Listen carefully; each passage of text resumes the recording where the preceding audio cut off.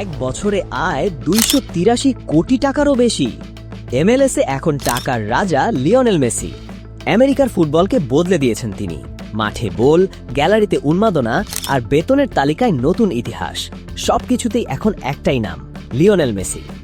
Major league সকার বা MLS এর সর্বশেষ বেতন তালিকা প্রকাশ করেছে এমএলএস প্লেয়ার্স অ্যাসোসিয়েশন, আর সেখানে আবারও সবার ওপরে আছেন ইন্টার মায়ামির আর্জেন্টাইন মহাতারকা লিওনেল মেসি।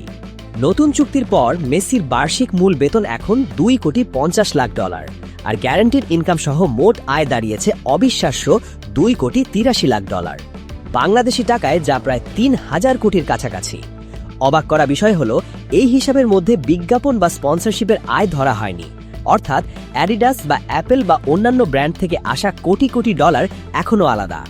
তালিকার দ্বিতীয় স্থানে আছেন দক্ষিণ কোরিয়ার সুপারস্টার সন হিউংমিন। লস অ্যাঞ্জেলেস এফসিতে যোগ দিয়ে বছরে পাচ্ছেন $1,03,00,000 বেশি। তৃতীয় স্থানে আছেন মেসির আর্জেন্টিনা সতীর্থ রদ্রিগো দি পল, তার আয় প্রায় $97,00,000। এরপর রয়েছেন হার্ভিং লোসানো এবং মিগুয়েল আলমিরন।